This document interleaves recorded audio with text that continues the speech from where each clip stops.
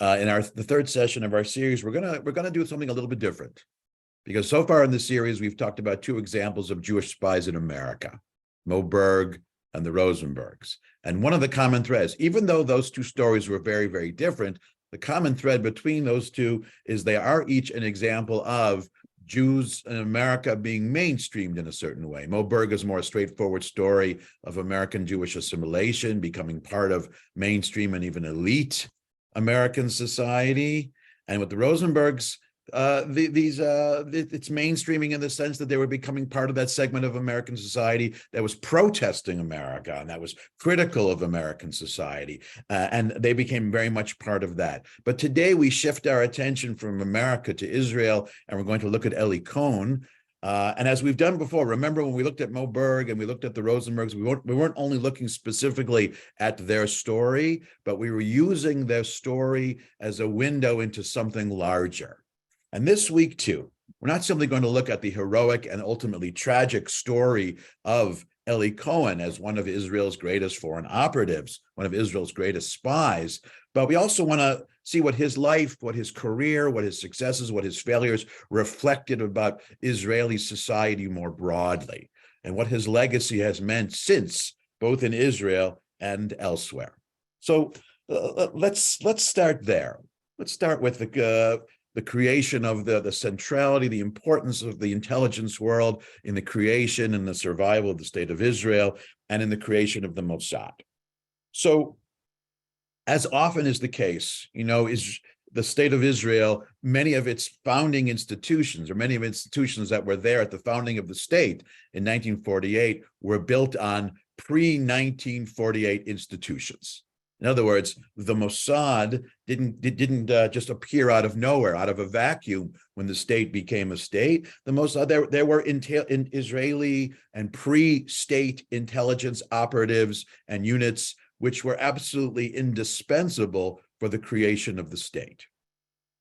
The Mossad itself, one of the things that was unique about it from the outset is what it needed to do, its primary mission.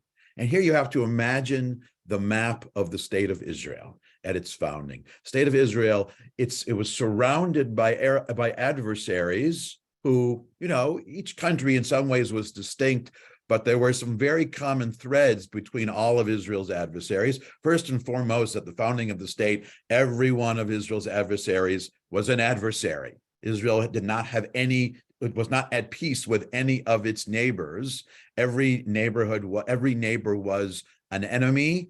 And therefore, as often is the case, if you have an enemy at your border, part of the engagement with that enemy, part of the way you negotiate that border is by spying on that enemy.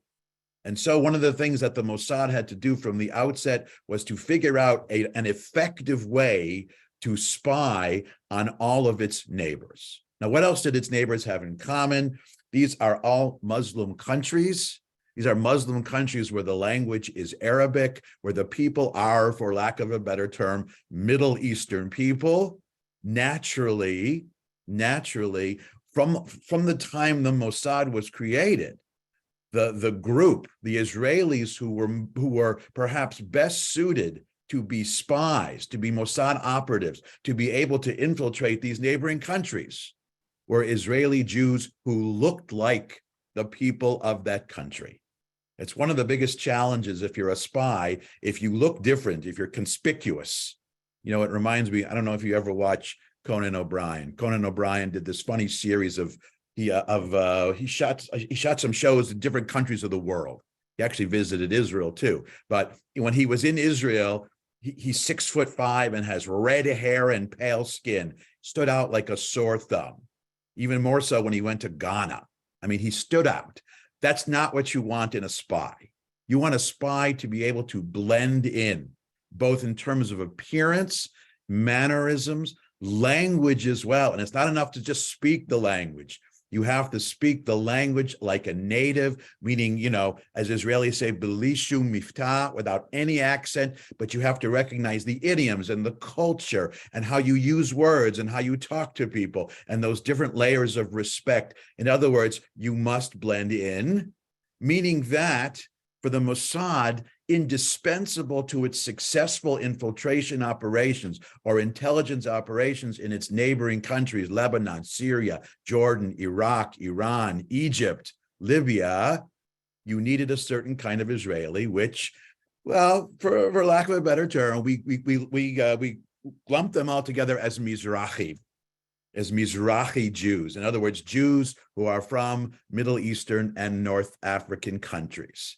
Because that's their heritage, that's where they grew up. First of all, appearance-wise, it's much easier to blend in, but they have a deep familiarity with the language. They are native Arabic speakers who understand the colloquialisms, who understand the mannerisms, who understand what it means to be there, and they have that ability not to stand out too much. I don't know if you saw the show Tehran, which was on, I think, on Netflix or Apple TV recently. This is about Israeli spies infiltrating in Iran, which I'm going to speak about later. But in the second season, they introduced Glenn Close as an American operative in Iran. And her biggest challenge as a spy is that she did not blend in. She looked entirely different and was automatically suspected at every turn. She still had some successes, but that's a different story. Okay. Now, the mentality or the term that came to be used for Israelis being able to blend in, the term is, the Hebrew term was mistaravim. Mistaravim comes from an Arabic term, which basically means someone who is local, someone who can blend in, someone who is indigenous, someone who is raised there.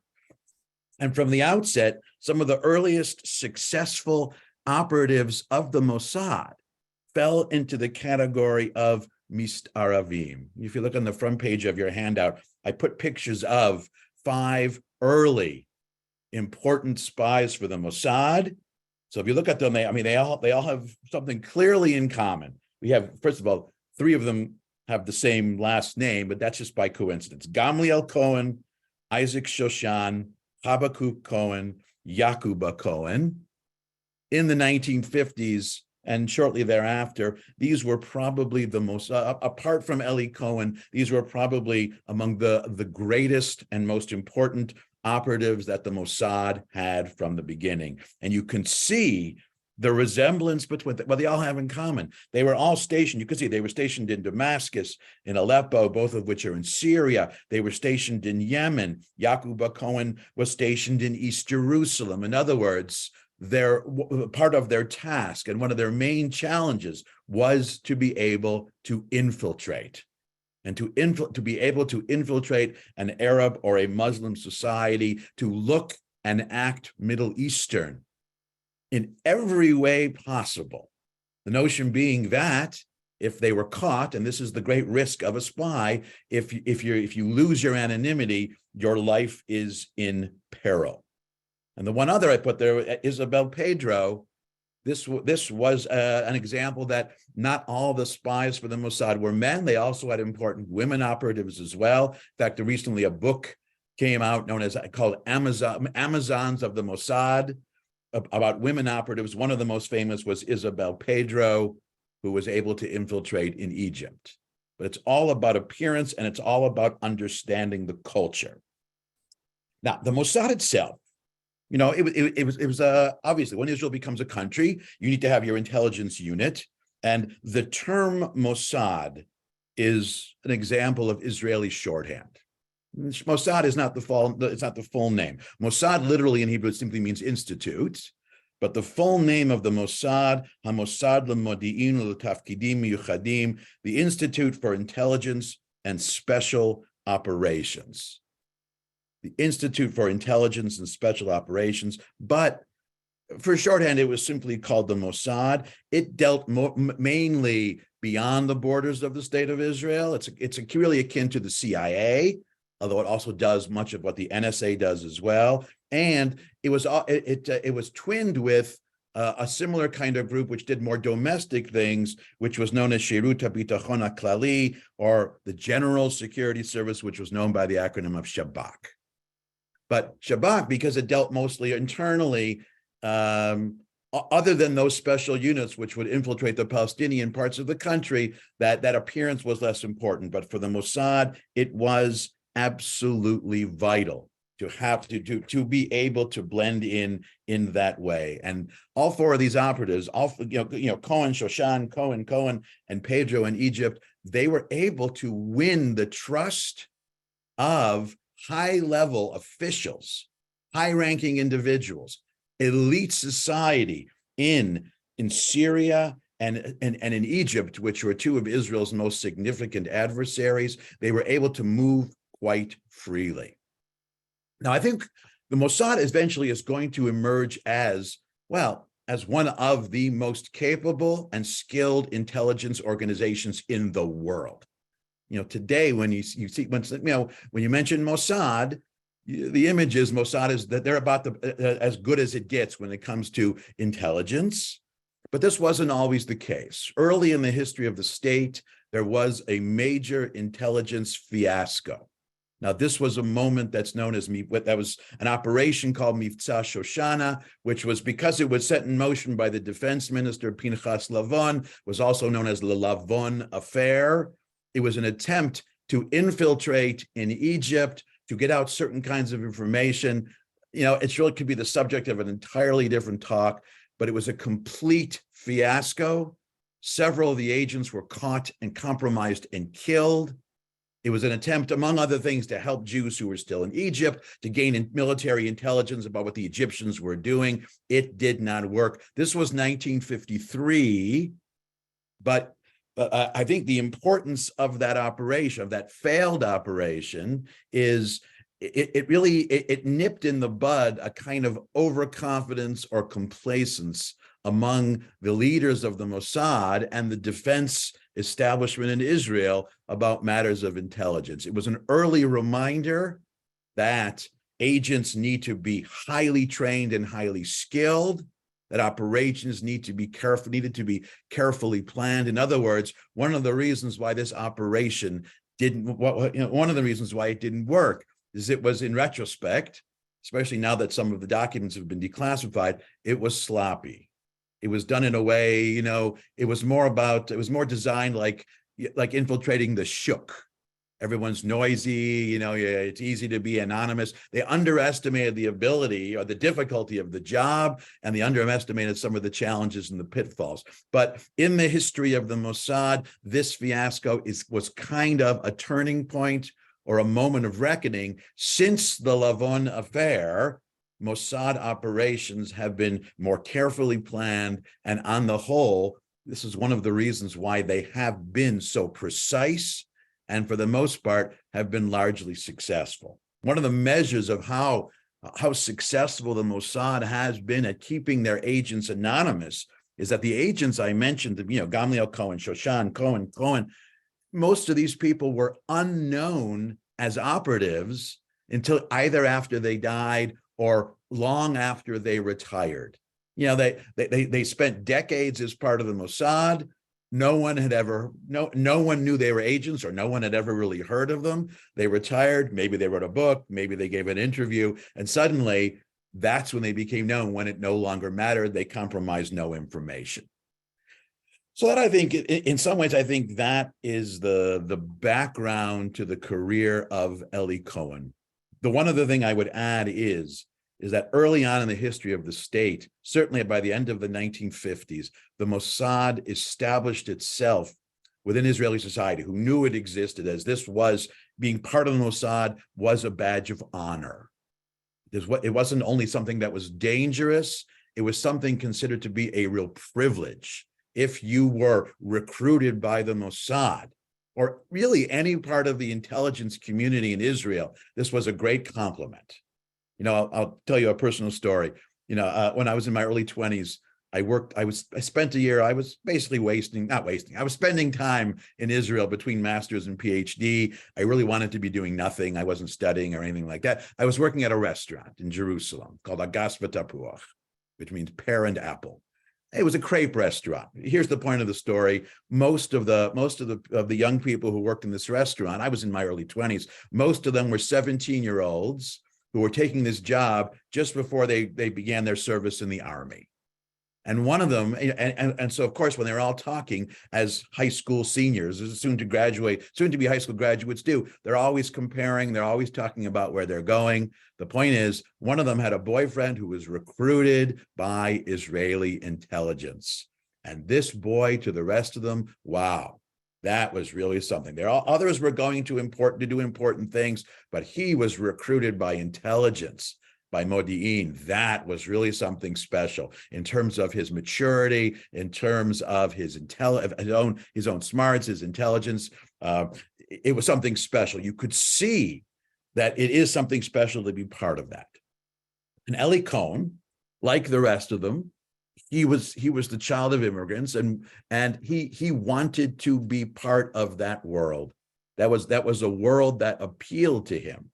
Now, he had all the ability, he had all the skills, or at least he thought he did, but it took him a while until he was fully accepted into the ranks of the Mossad. When he first went to apply, basically he was given a desk job, decoding messages, transcribing things. He was given a fairly low-level job. They didn't deem him impressive enough. They thought, look, he's got the look, he had the right language skills, he was intelligent, he had the right people skills. There just was something about his personality, about the way he carried himself, that they thought that he would simply not work out. They simply would not work. And this came as a great disappointment to him. And eventually he left this desk job in the intelligence world and tried to do some other jobs, none of which really worked. But it was, you could sort of see the disappointment. So I think it's useful to contrast the prestige of the Mossad with not to oppose or to juxtapose the prestige of the Mossad with the way Israelis saw it. So if you look at your handout, let's look at text number 1 and 2. I think these two texts go well together. All right. Number 1 is the motto of the Mossad. Now, as often is the case with Israeli institutions, a motto like this is drawn from Tanakh. It's one of the characteristic features of Israeli society, which is rooted in Zionist ideology, that even though most Zionists and then most Israelis were secular and not religious, they still paid great importance to the words and teachings and phrases of the Tanakh. The Tanakh is this beloved document. No one loved the Tanakh more than Ben-Gurion, and no one was more secular than Ben-Gurion. So it's not surprising that the motto of the Tanakh was drawn from 2 psukim, 2 verses from the Tanakh. Look at text number 1. B'tachbulot ta'aseh lecha milchama, for by wise guidance you can wage war, which is another way of saying that wars are not won simply by military prowess or by planning on the battlefield. You need tachbula. I mean, wise guidance here means intelligence. You need intel if you want to win. Now, this is very much drawing from that, not only Tanakh emphasis, but I would say a much broader Jewish emphasis on the importance of the power of knowledge and the power of the mind.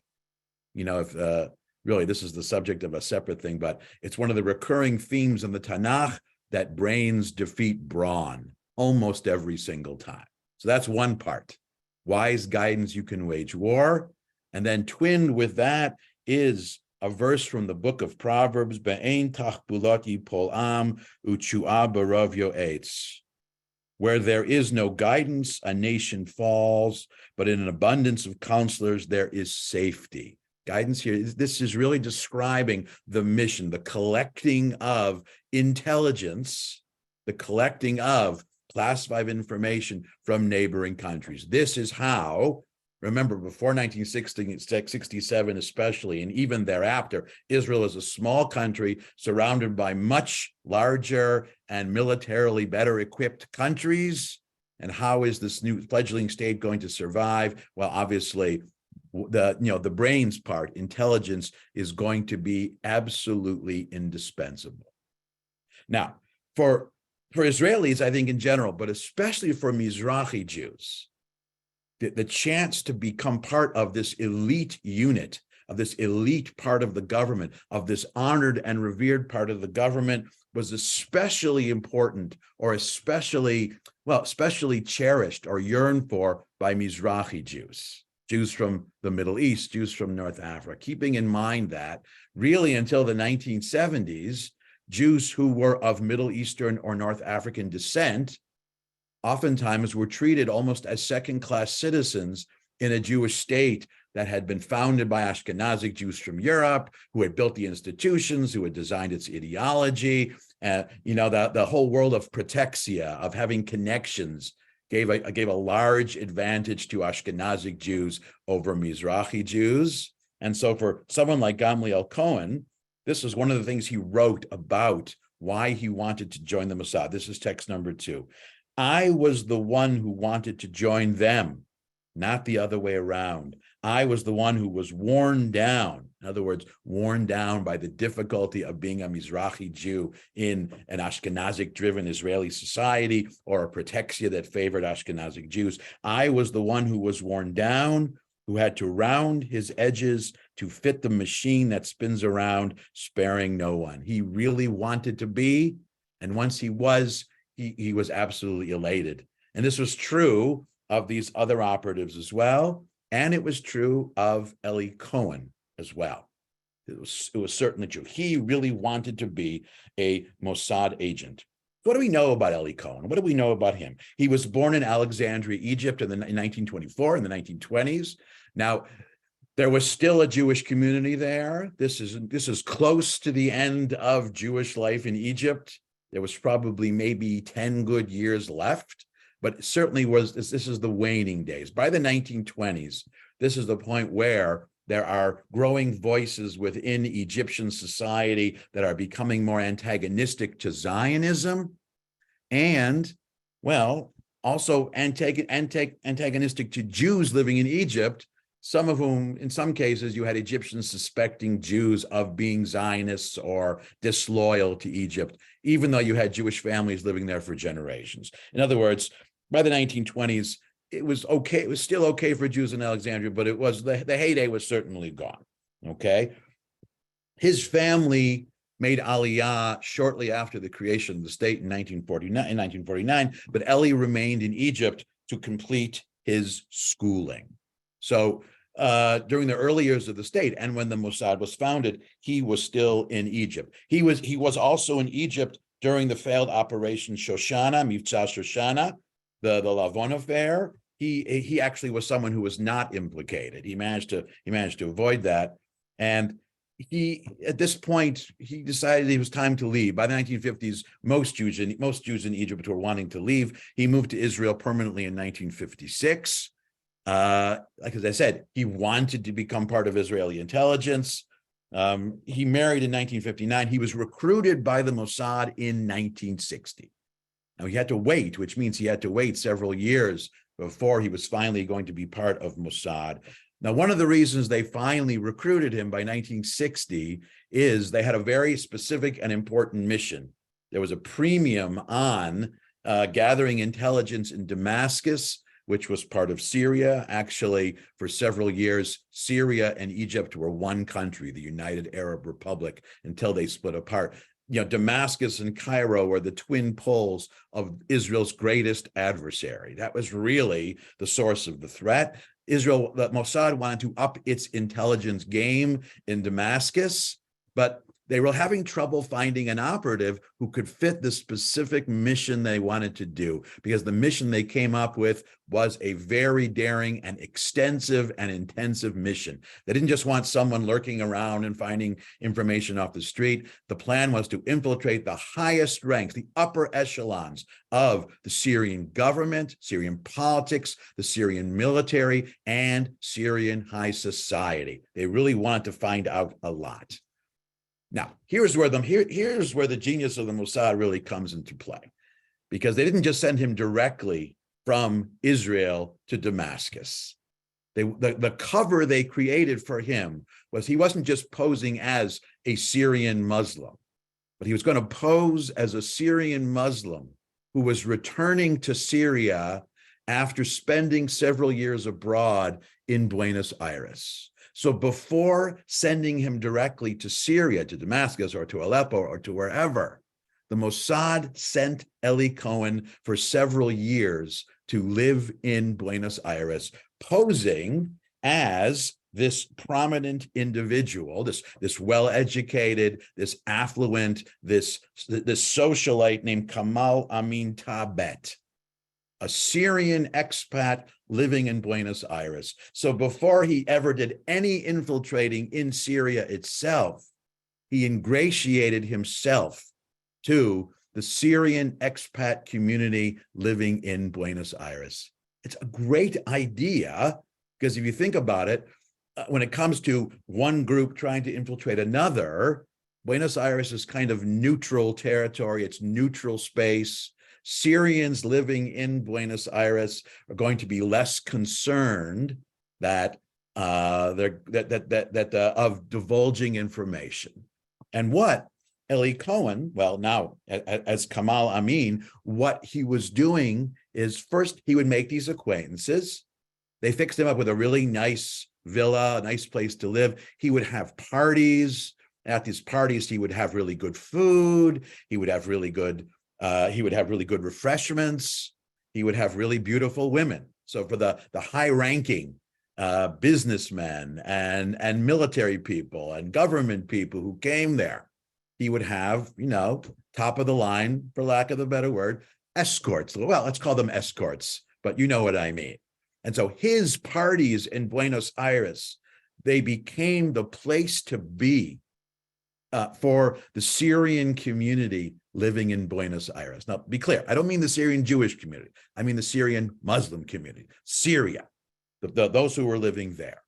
Now, here's the next thing that Eli Cohen was told to do, and he executed it masterfully. At these parties, he would serve everyone was getting drunk at these parties. He was only pretending to get drunk, and he was quite good at it. So everyone would think he was just as drunk as they are. When people get drunk, they get more relaxed. They start to speak more freely. And these high-ranking members of Syrian civilian and military society, in such a good mood, in this safe space, not suspecting anything. Some of them just started to blab information. And Eli Cohen, well, under his pseudonym of Kamal Amin, he would sit and, he would make little notes, make little mental notes. Then after the party, he would write stuff down. And he collected a lot of important intelligence information during his years in Buenos Aires, because no one suspected anything. If you think about it, why would they? If you go to a party in Buenos Aires hosted by some Syrian who's there, and the party's a lot of fun, why would you possibly suspect that that was an Israeli operative? The plan was absolutely masterful. It's something that could come from a television show or a movie. It seems larger than life, but they did it and it actually worked. Now, the people he met in general were very important, but probably the most important contact he made in Buenos Aires was a man whose name was Amin al-Hafez. Because Amin al-Hafez was a rising individual in the Syrian military.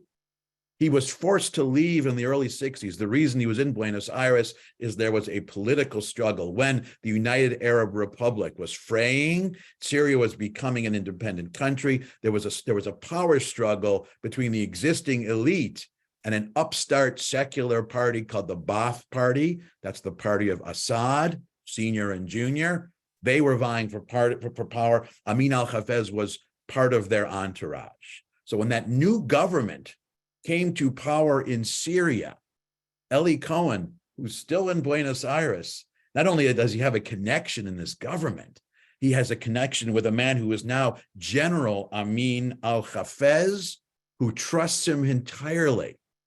And al-Hafez is not only trusting him and revealing information, he's actually going and consulting with him. He's asking his advice on how to do this or how to do that. So even before he arrived in Syria, Eli Cohen was already eliciting important intelligence information. And then he moved to Syria. He moved to Damascus.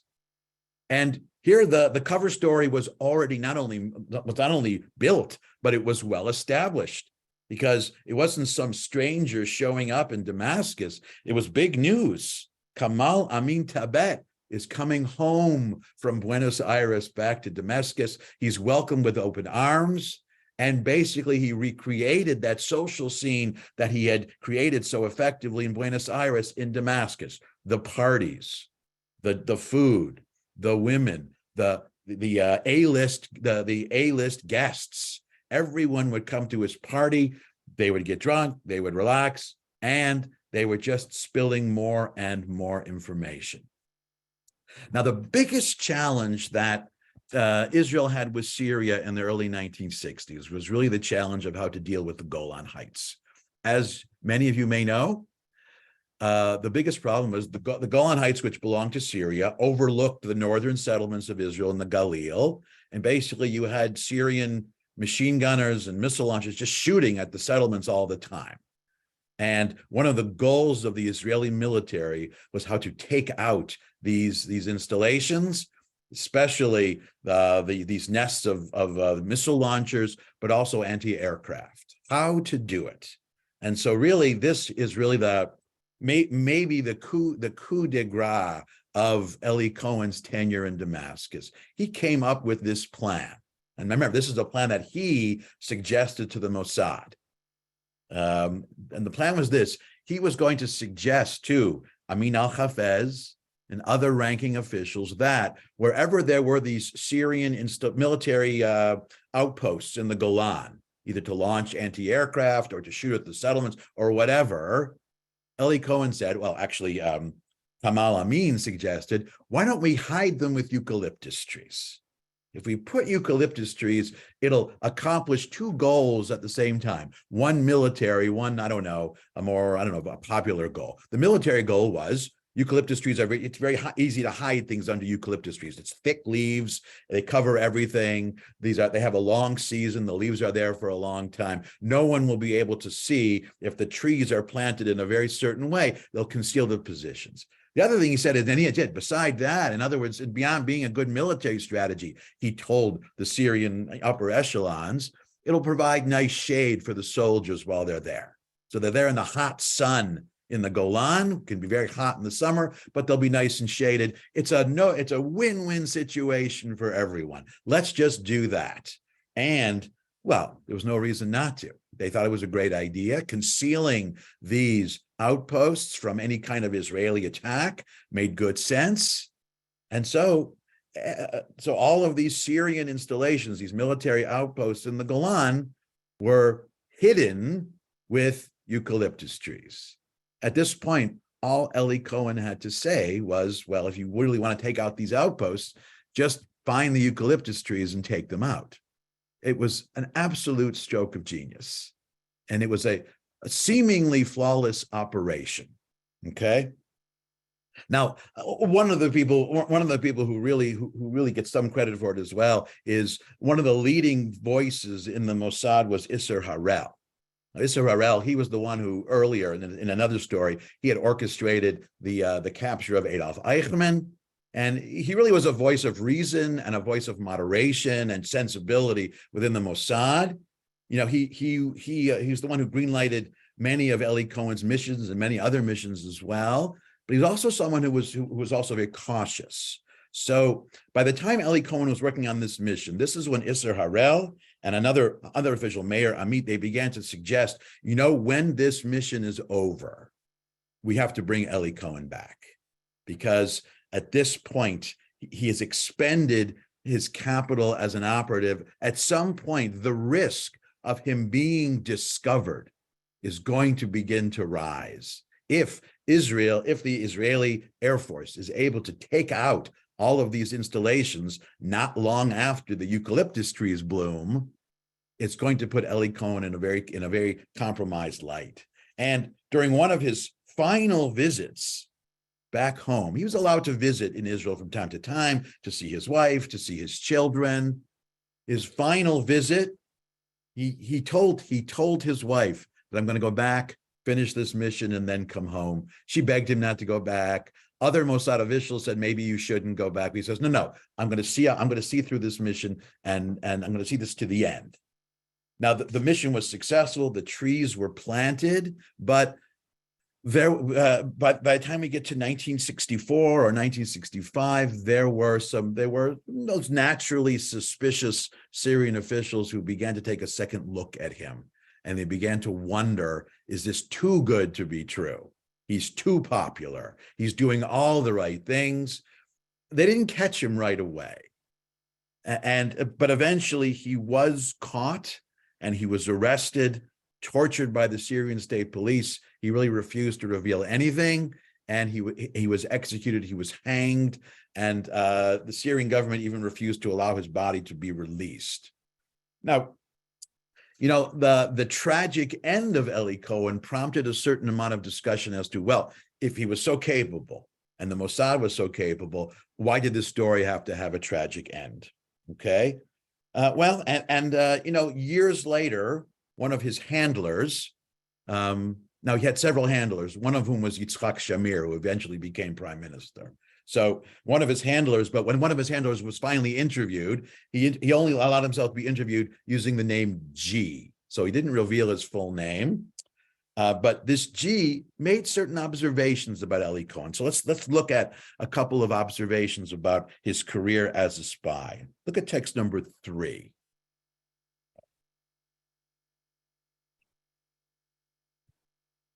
Quote, remember, this is his handler. We grew accustomed to working with agents who occasionally pushed the envelope. But Eli wasn't like those agents. He was straight with us. I wouldn't call it excessive self-confidence, but he was always one to say, it'll be fine, don't worry. Yeh beseder, al tidag. It'll all work out. To tell the truth, if I had just met him casually once or twice in a cafe, I wouldn't have been sure that he was up to the job, but he turned out to be an excellent actor. He played the part 100%. Initially, we didn't even intend for him to be an agent in the Syria upper echelons. This is my favorite part. An agent is like a cholent. You know what you're putting into it, but you don't know what you're going to get out. So they were very much pleasantly surprised by what a great operative he turned out to be. They weren't necessarily expecting it.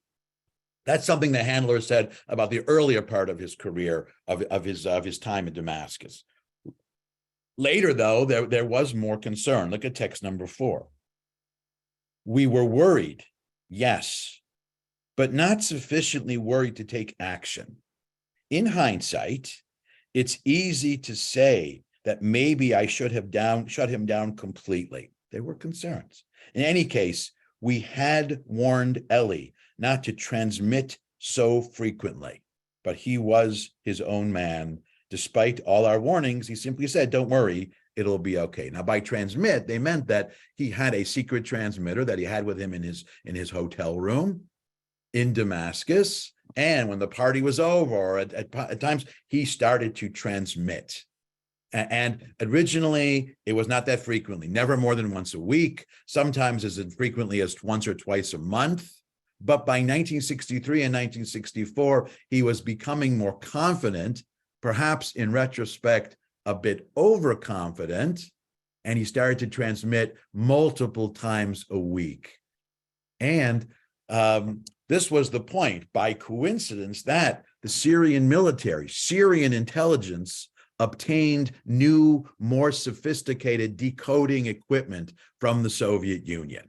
To Eli Cohen's great misfortune, the technological capabilities of Syrian intelligence improved virtually overnight, at a point when he was getting more and more overconfident.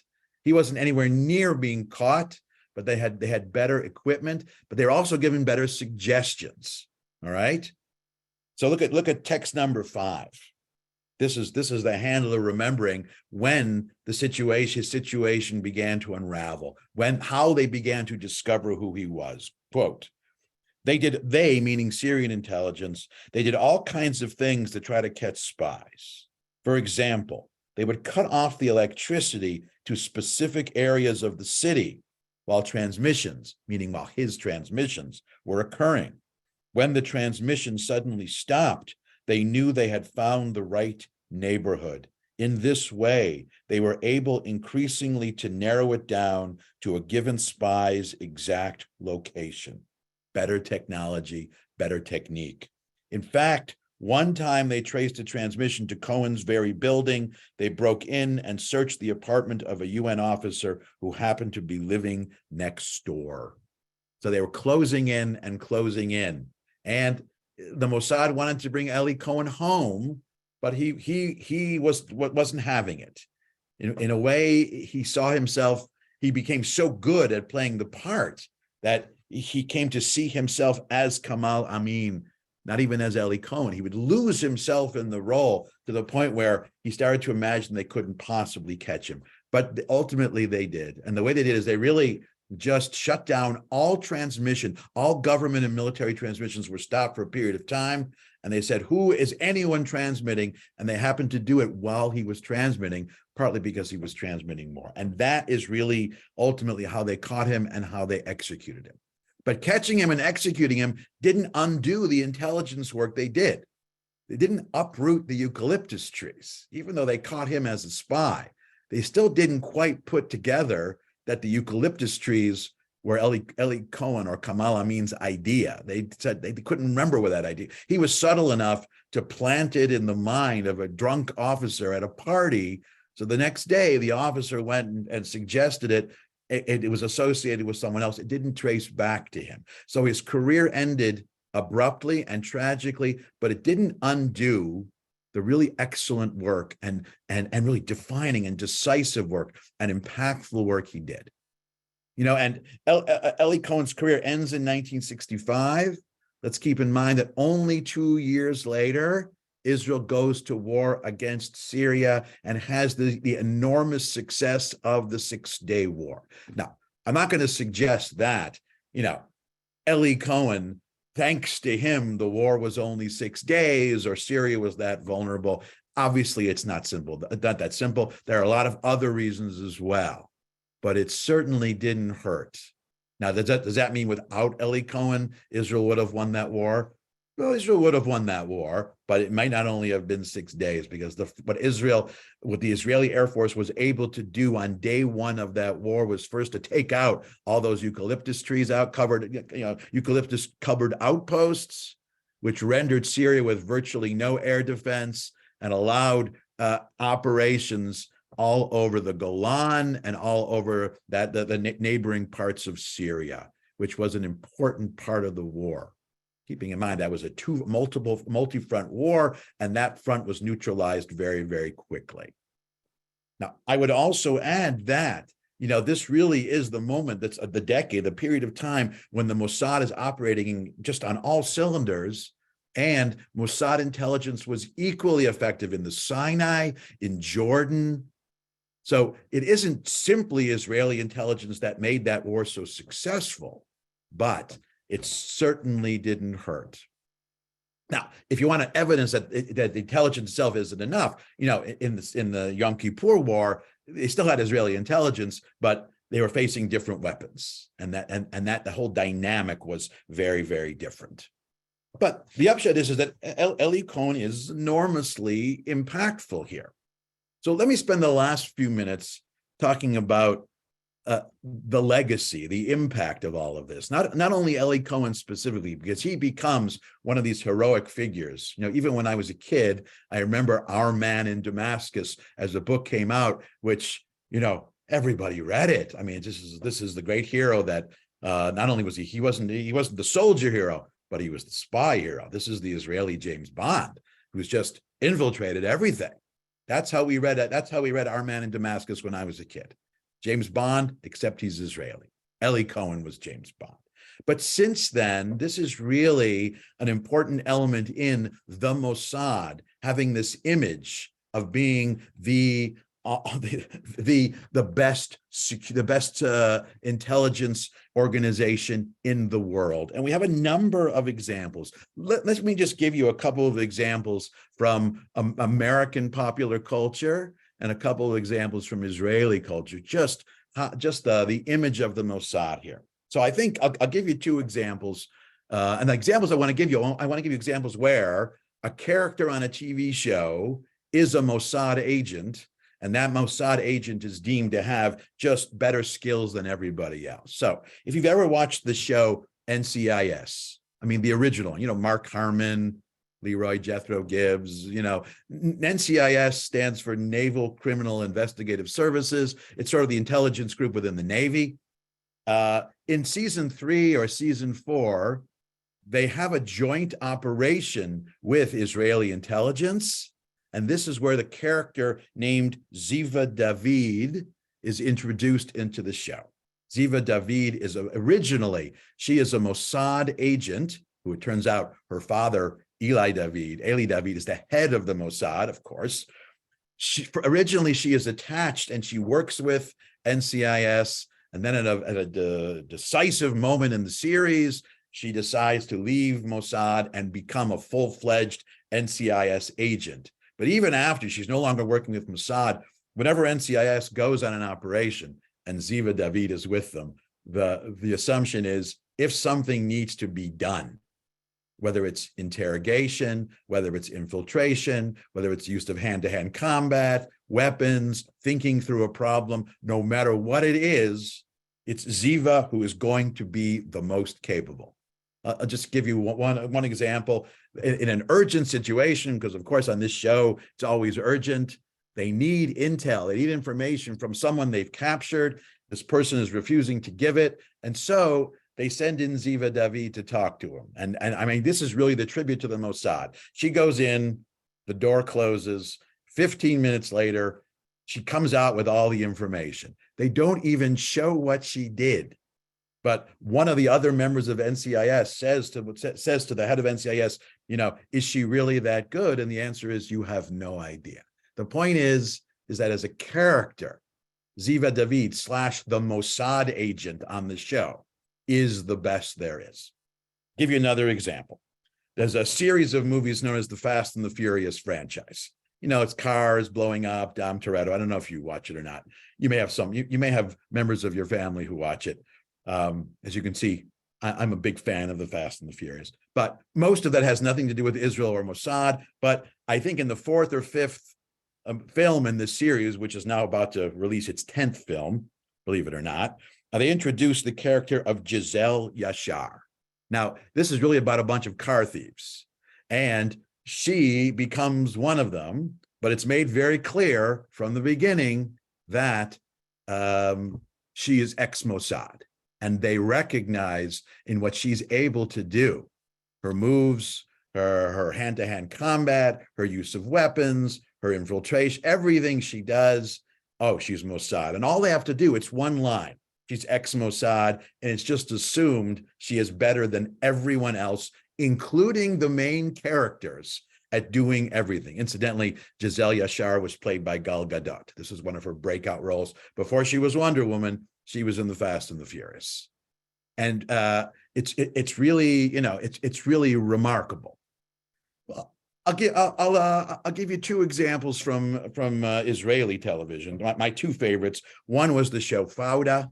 Fauda is a unit of Mistaravim, Israeli Jews infiltrating in Palestinian society. And, through all these seasons, what they are able to do, the extent to which they are able to pose as Palestinians, it's a tribute to that. That's also reference to a kind of a specific example of Mistaravim within the Israeli military called Duvdevanim, a special unit of Mistaravim, who are just infiltrating in that way. And one final example, I think most recently, in this aforementioned show Tehran, the main character, the main spy, is Tamar Rubinyan.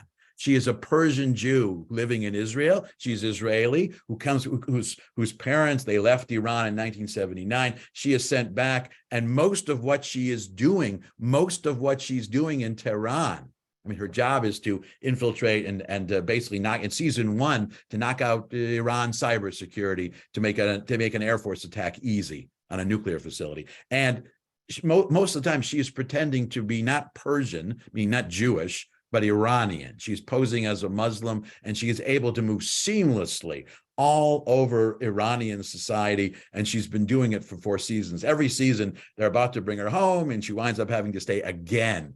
You think she's compromised, but she's absolutely, absolutely remarkable. The point is that Eli Cohen, what are the things he represents? His career is not only successful from a military and intelligence point of view, but also from an image point of view. He comes to epitomize the great successes of the Israeli Mossad and how and just how indispensable Israeli intelligence being this good has been for the ability of a state to survive. How can we say? To survive against the odds. One of the reasons why, not the only reason, maybe not even the main reason, but one of the reasons why the state of Israel was able to weather some very difficult times is the success of this intelligence world. And that is due in no small part to the career of Eli Cohen.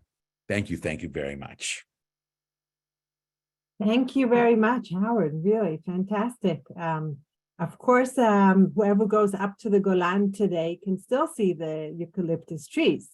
And as somebody who grew up in Israel, we were all brought up on the story of Eli Cohen. And there's numerous schools, neighborhood, streets, whatever. Everything is called after Eli Cohen, and it's one of the most well-taught legacies. A few questions you're welcome to put in the chat. I have here one from Rita asking if Eli Cohen was born in Egypt. Wasn't his Arabic a little bit different than the one in Syria? Great question. Great question. Yes, he did speak Egyptian Arabic when he was training for his mission in Buenos Aires, and then in Damascus, he did learn Syrian Arabic, but he was very good at languages.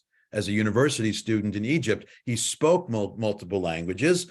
He didn't learn Syrian Arabic, but he was very familiar with the importance of the subtleties of idiom, of vocabulary, of pronunciation. So he was able to really transform his Egyptian Arabic into Syrian Arabic. That's a very important question and a big part of why he was able to be successful.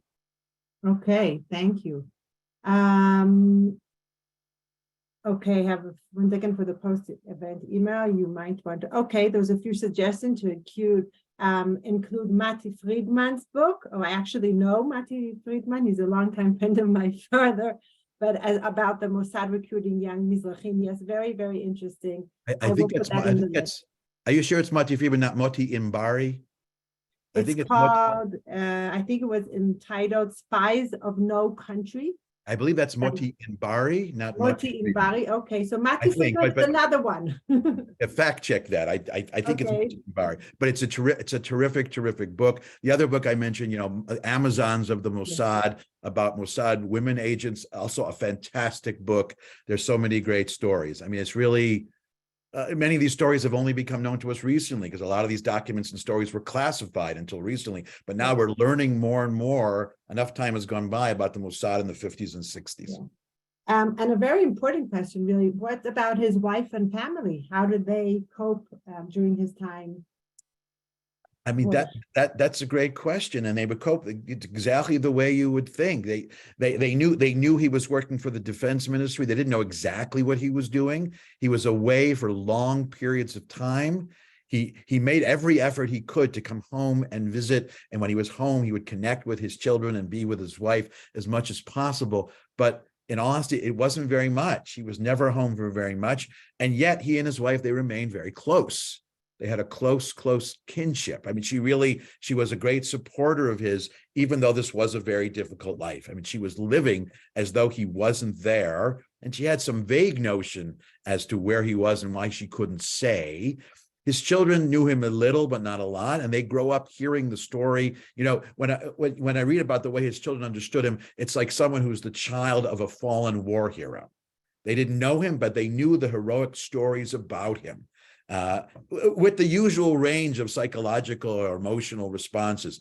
There are elements of resentment, there are elements of alienation, but I think there is a recognition that what he did was for the greater good, was to help the state of Israel. And his children grew up at the time when this was a very fragile time, and they recognized that he was doing what he was doing was very important. So there's not a lot of time in terms of quantity. He tried to have as much quality time as the situation allowed.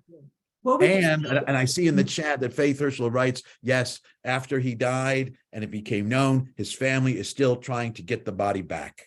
The Syrian government, well, they've reburied him a few times. Not even exactly sure where he's buried anymore, but they just absolutely refuse. I think the Syrian government, the Syrian military was absolutely humiliated by what Eli Cohen was able to do, or what Kamal Amin was able to do.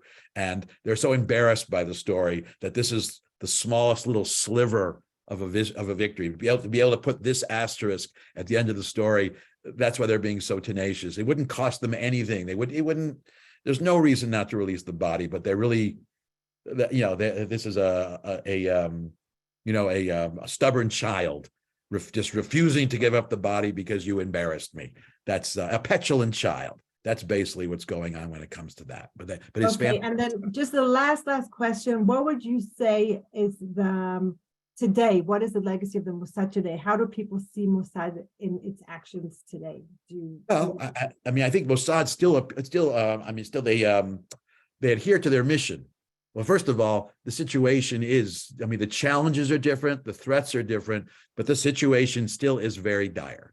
I think people understand the Mossad as important in dealing with closer threats like Hamas and Hezbollah, and that Mossad is deemed invaluable, but also more longer range threats like the threat coming from Iran. That's why the two main shows about intelligence operations are Fauda and Tehran. So there still is a certain respect for Mossad. It's still considered to be something, a badge of honor to be recruited by the Mossad. There aren't the negative associations with Mossad the way, let's say in America, there are negative associations among some people with the CIA. That I don't think has happened. I think in many ways, what the Mossad was doing, the need for them to do it was much clearer. There hasn't been a lot of ambiguity or ambivalence about what Mossad has done and has not done. There's a general consensus still in Israel, I think, that Mossad is a very important organization and a heroic organization. And Mossad also believes in that larger Israeli notion of Haganah and Havlaga, defense and restraint. Mossad still has the reputation of not going out of its way to unnecessarily inflict pain or torture or whatever. They do what needs to be done. And I think most Israelis respect that. Okay, thank you very much. Thank you all for participating. We will send out the notes and a few of the comments here, maybe some recommendations about the book and about the TV programs that you sent us. Thank you. Do you have one more session? Yes, one more session. One more session. Next week, brace week. Yourselves, Jonathan Pollard. That not controversial in any way story. We're going to wind up our series by talking about that next week. Okay. Don't miss it. Thank you all very much. Have a great evening. Goodbye. Bye, everybody. Bye. Toda rabah.